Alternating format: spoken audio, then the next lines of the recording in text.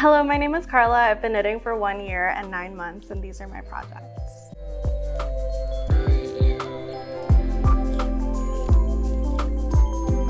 So I might have posted recently, but it's been a really long time since I filmed. I haven't filmed in like 4 months or something. I just had like a lot of personal stuff going on. I had a minor surgery that I was recovering from, and then I had a loss in the family, and then I just had like my chronic illness symptoms flaring up, and it was just not a good early summer. And then later in the summer, I was busy with more fun stuff. I was traveling, going to a lot of concerts, so there wasn't that much time to make any content, and it was nice to have a little break, but I'm glad to be back. I have lots of projects to talk about, so let's get started.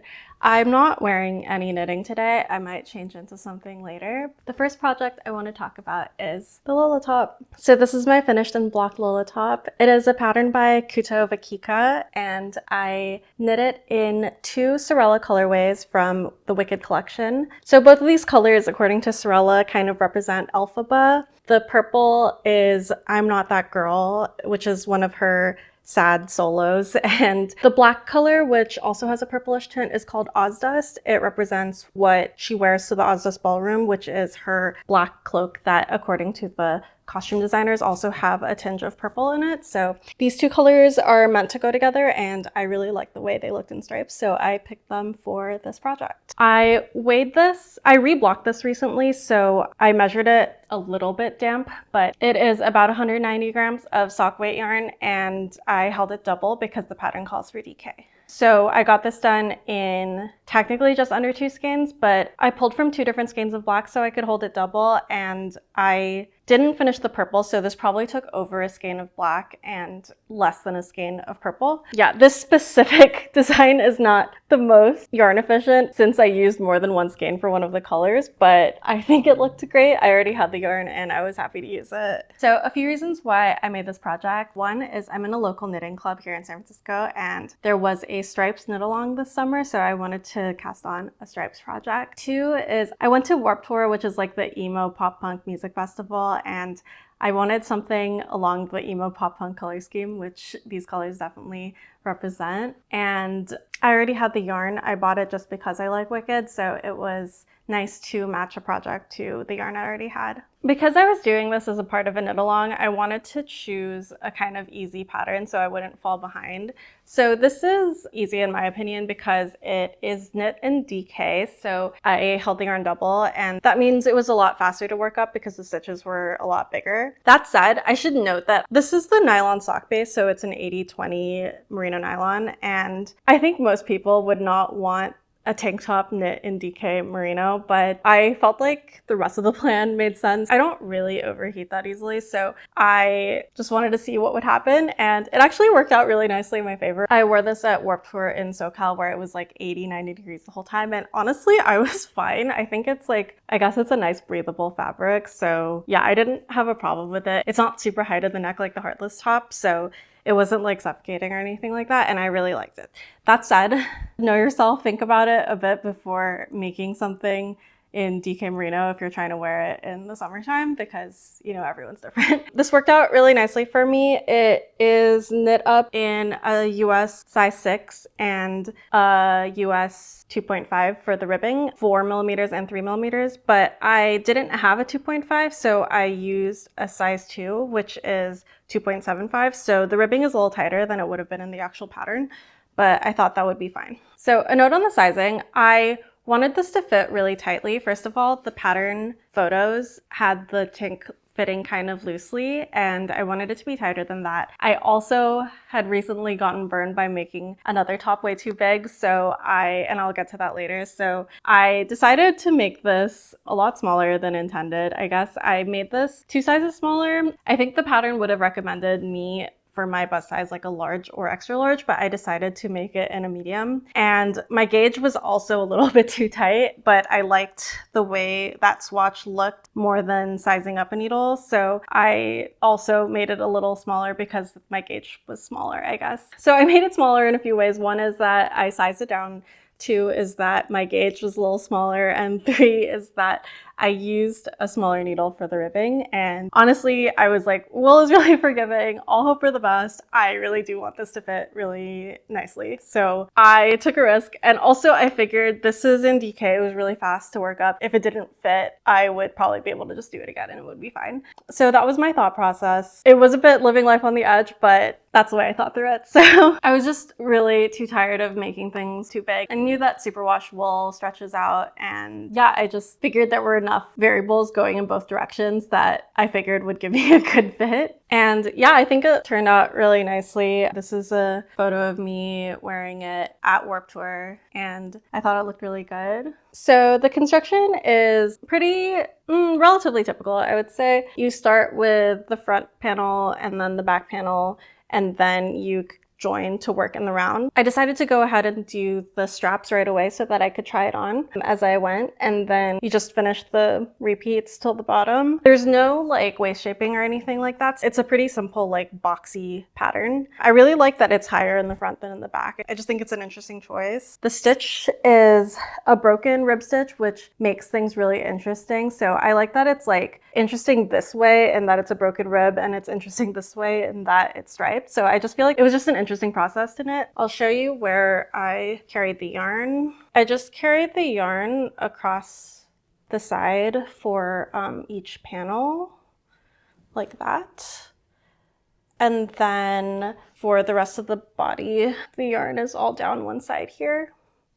And yeah, that's it. It's a very simple design, highly recommend. I think the recommended yarn is more of like a cotton or linen or something like that. So it would be a really nice summery tank if you did it that way. I really liked wearing this. I wore it to Warped Tour, I wore it to another event, and then I've been wanting to wear it a lot more, but I wanted to talk about it on here first. So now that I've talked about it, it doesn't need to look perfect anymore, so I can wear it to my heart's desire. One thing is I usually shorten my straps to make things fit me properly, but in this case, because I had so many factors making this a lot smaller, I decided not to shorten the straps. I also kind of just like gauged it when trying on the two pieces, and I thought that the recommended amount of ribbing would probably be fine, especially since I sized down the needle, and I think it worked out great. So yeah, now that I'm done yapping, I'm going to put it on.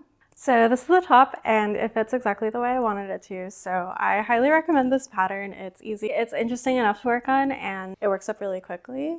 And yeah, I just really like the way it looks. I think most people do it in a more neutral, like cream with blue stripes or something like that, but I wanted to do something, you know, a little more Warped Tour. So next I want to talk about my finished groovy tank. So this is a test knit I did for Midsummer Knits. The pattern is out now and you can get it on Ravelry. It's a all over a 2x2 rib done in fingering weight with US size 1 needle, so that's 2.25 millimeters. I have talked about this before, but I used 2 sewrella oopsie colorways that were kind of lavenderish. They don't have a name, and because they're slightly different colors, I did a few methods of like helical knitting towards the bottom, and then when we get to knitting flat, I kind of alternated between 3 balls of yarn to get the kind of blending to blend the 2 colors together. Again, I weighed this one. It was a bit damp because I reblocked it for this video, and a bit damp. It was about 160 grams, so something like that or a little less is what I used. Note that it's like not that much less yarn than the Lola tank, which was 190, and I knit this single and the Lola top was double, so just note that this is a lot of yarn right here. So this was a test knit. I'll be 100% honest, it was a bit frustrating for me, but I think that's just part of like the nature of test knitting. But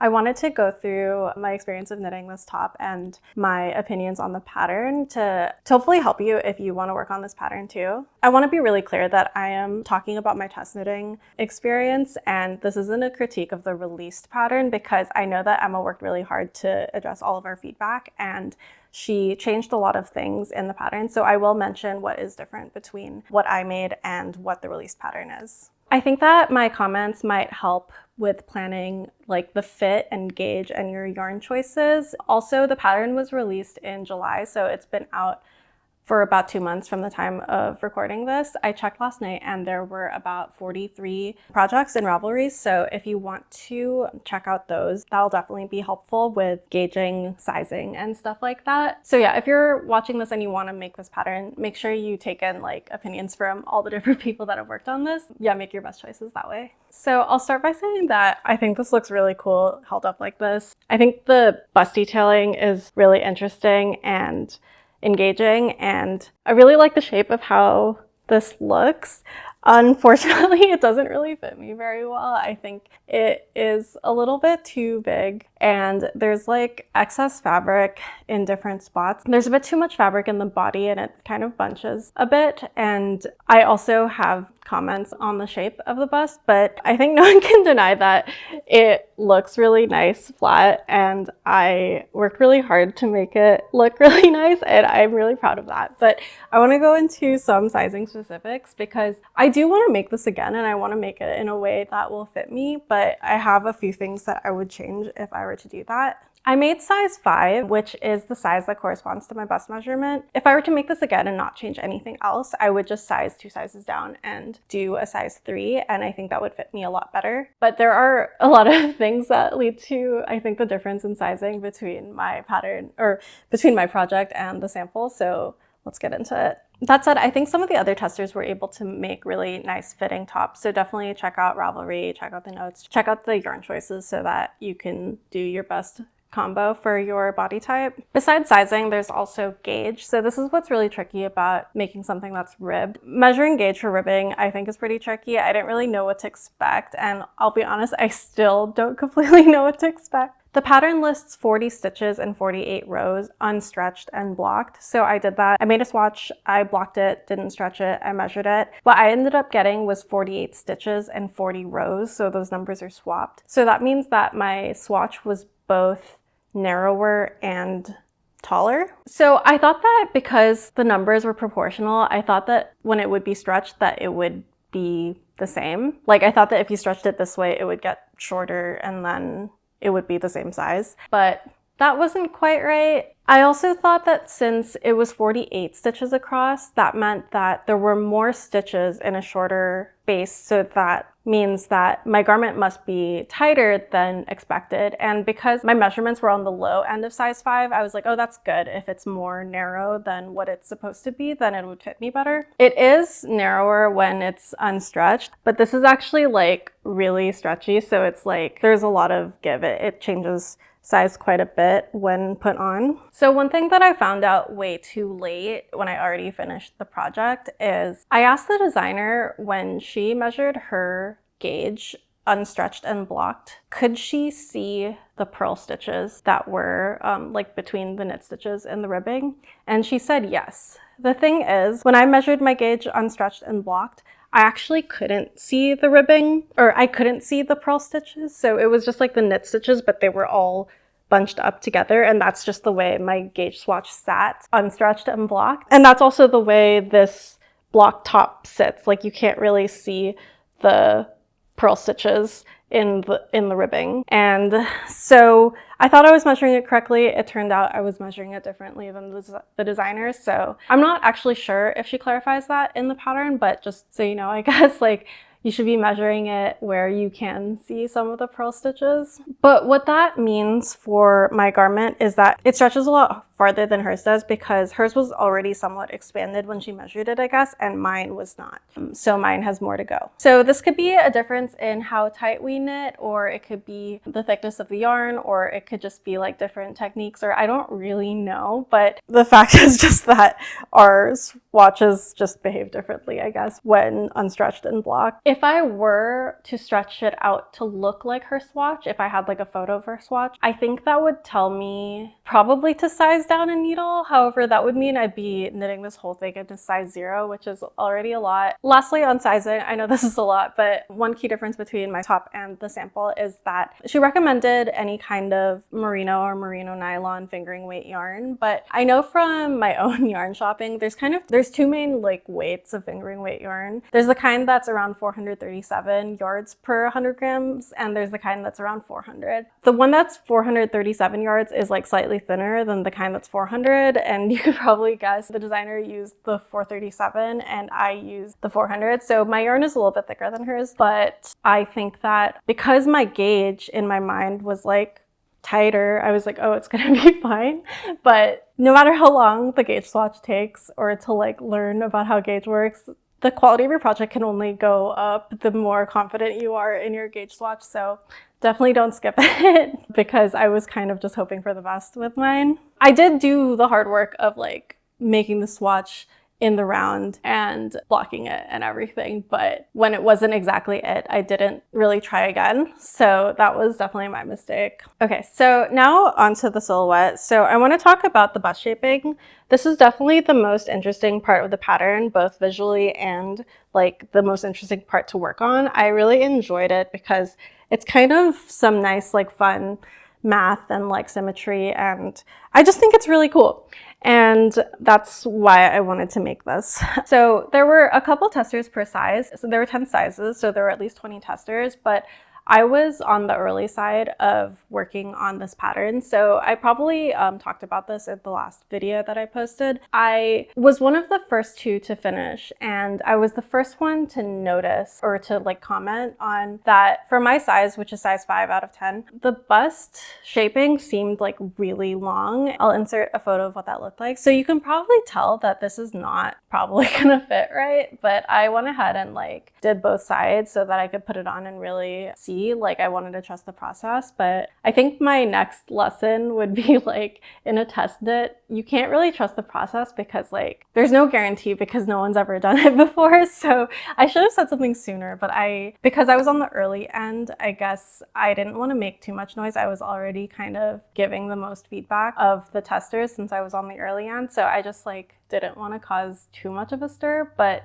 when I finally tried it on, I put it on and the cups went kind of below my natural waistline. So it was really like not really the best, and it looked really different from the samples. So I sent a quick chat in the Slack channel, sent some photos, and Emma was super responsive. She actually was like, within like a few hours of me posting that, she asked everyone to pause on the pattern, and this didn't hold back a lot of other folks because most people were still in the body. So she told everyone to pause for a few weeks while she reworked the pattern, and she completely rewrote it and changed the bust shaping so that it would look better for larger sizes. The issue was that as the cup sizes got larger, they also got longer, and I think the proportion wasn't really what the designer was expecting, so that's why it looked so odd for my size, and I assume it would have been even crazier for the larger sizes. I had to frog what I was working on, and it was fine, honestly. Like, I got over it. Anything to make the pattern like actually usable. I didn't want to have everyone make something that didn't look right. So these cups are a lot more like appropriately sized. Like the original one, I think these cups like were like this long or something. I do think that they look better, but they are still a little loose because of all of the like yarn and gauge issues that I was talking about earlier. So I want to reiterate that like she did fix this in the pattern, so you won't have the issue with the really long cups if you buy the published pattern. A few things about the bust shaping. As I said, it was like really fun to do. It is a little confusing though. The bust shaping is composed of a bunch of like decreases, so knit two togethers and slips of knits, and then there's a bunch of increases also, so make one right, make one left, and also make one right purls and make one left purls. So just make sure you have a general understanding of all of that before you get into it. Something I noticed on the testers were that like I think a lot of the testers were making mistakes with the directions of their different stitches. I didn't want to be that person, so I didn't really mention that, but I think that the design looks best when you follow every single direction of the stitches. And it is pretty busy, so I understand that like it would be less noticeable if you just messed one up or messed two up. But if you are like consistently doing all of your SSKs in the wrong direction or something like that, it would be really obvious what is going on. It is a little tricky, but I was able to memorize the repeat after a while. So if you're up for a challenge, I would say it is a really fun process, this part. So I'll talk about the straps first. You can kind of tell with me holding this up. I made them a bit too long. I already shortened the straps from what the pattern recommended because I usually do that for my body, but I didn't shorten them enough. I probably could take off another inch or two.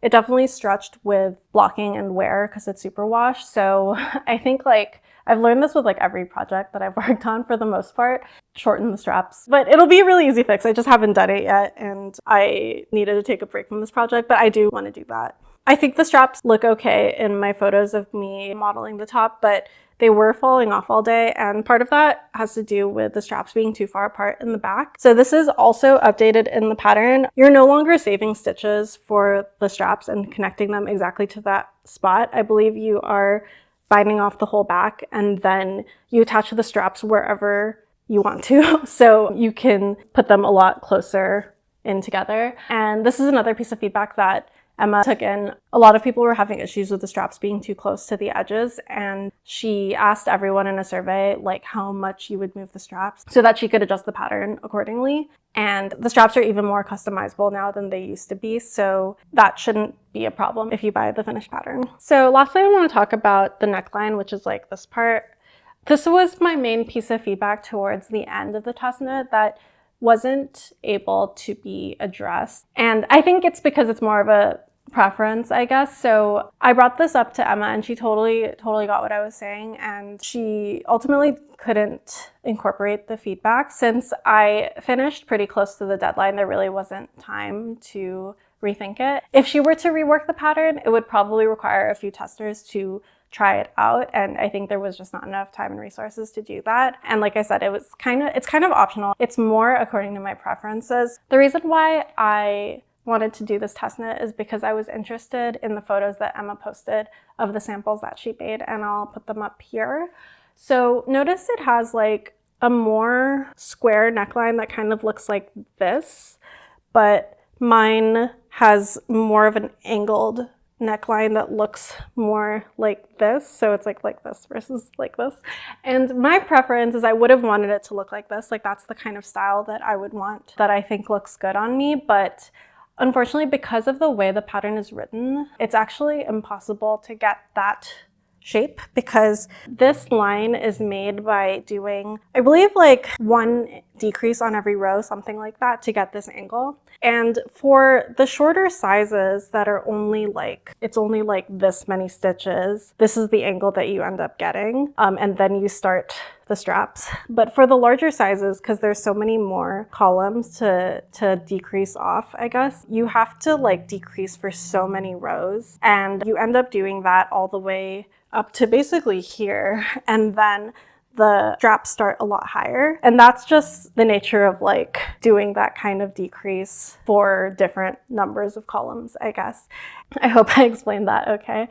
So you just can't achieve that angle for the larger, like wider sizes without decreasing more stitches per row. And that would fundamentally change the pattern. And there wasn't really time or resources to do that. And I completely understand, so I don't fault Emma for not doing that. But if you are going to do this pattern, I would look for the Ravelry projects that are in your size and see what that neckline would look like to see if you like it. So I don't really have a solution for if you wanted to try a more square neckline. I think you'd have to go kind of off book and try for more decreases per row, but it might I feel like that might curl the fabric a little bit. So it's just like, definitely your mileage may vary. I think that this will be mostly solved when I eventually do this again by just doing a smaller size. I'm gonna do a size 3, which is closer to the sample sizes, which were 1 and 2. And I know that's not a solution for everyone. So it's just like, this just is what the pattern looks like for size 5. And I just don't like the shape as much as the samples. And I guess it just is what it is.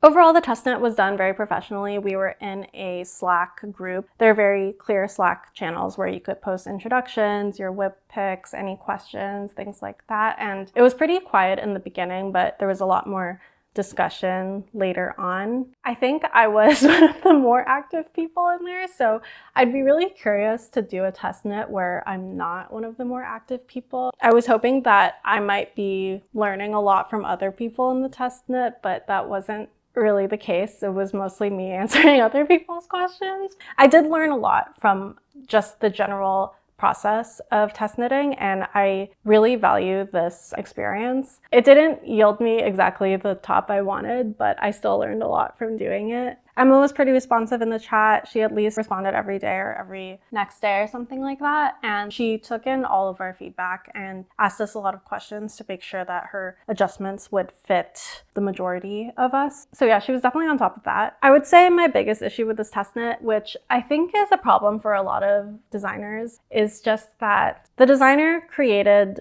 the first 2 samples in the smallest sizes. And that makes sense because she's very petite. So it's like she made the sizes for her body. She left all the testing of the larger sizes to the testers. And I understand that that's what a test knit is for. But I think if she were to just go in and make like a size 5 or a 6 or 7 or anything between like the middle to the top size, if she just did that on her own, like even without somebody to try the sample on, I think just by looking at it flat, it would have been really easy to see what the problems with scaling the pattern up would have been. And I think it would have been more efficient to figure that out before bringing on 20 testers to work on it. That said, the only reason why I had to work on it twice was I was the first person to notice. So I definitely think me and the other person who started first, we definitely had the shortest ends of the stick or whatever. But yeah, that's just, I guess, the way test knitting can go if the samples were only ever made in the smallest size.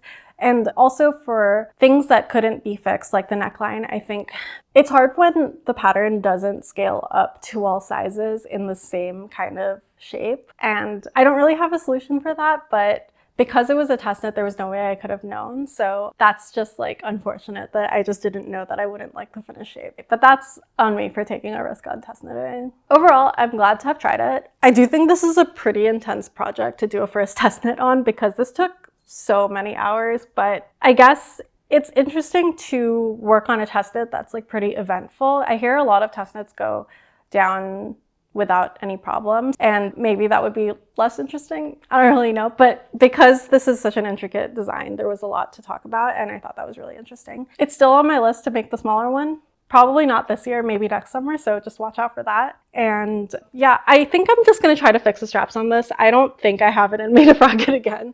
So this will just be a memory of my experience, and hopefully with like adjusting the straps, it'll fit just like a little better. Lastly, we have a new whip, which is my concert/travel blanket. I don't have nearly as much to say about this one, so this will be a lot shorter than the last segment. So I started a new blanket project. This summer, I just found myself in a couple different situations where I wanted an on-the-go project. I wanted it to be very portable, simple, easy, and I wanted it to be crochet so that it would have a better chance of getting through security. I don't think I've ever had an issue with crochet at security, but I have had knitting be an issue, so I just wanted to be sure, I guess. So I mentioned I attended Warped Tour in Long Beach, so that was both the festival itself and the flights. And I also attended Outside Lands Music Festival, which is the local one here in San Francisco. I also flew to Oregon recently to see my brother perform in a play.